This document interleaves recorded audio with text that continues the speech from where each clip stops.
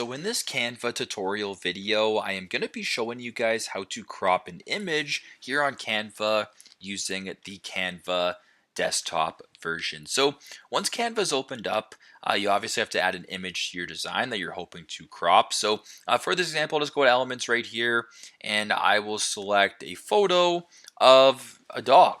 Why not, right? A bunch of dogs. Who doesn't like dogs? There we go.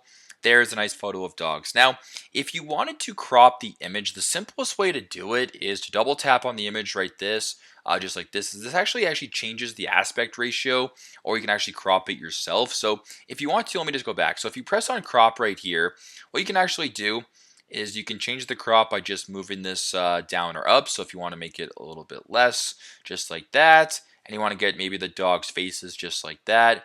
This is the simplest way to crop, just by pressing it once. So just like that, the image is cropped. Now, if you want to change how it's cropped, you can double tap it to open up the crop screen. So once again, you can go back and you can make it normal if you want. You can actually change the aspect ratio as well. So you can press, you can make it a square, you can make it a rectangle, a bunch of different dimensions right here, whatever you guys want to do. You can also rotate the crop as well, or rotate the photo so that it crops differently into a design. So if you wanted to do this one, for example, right here, you can press on done.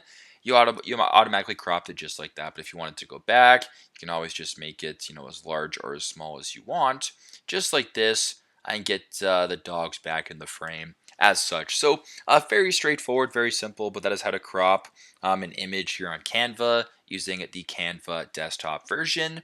Thanks again for watching, and I hope this video helps.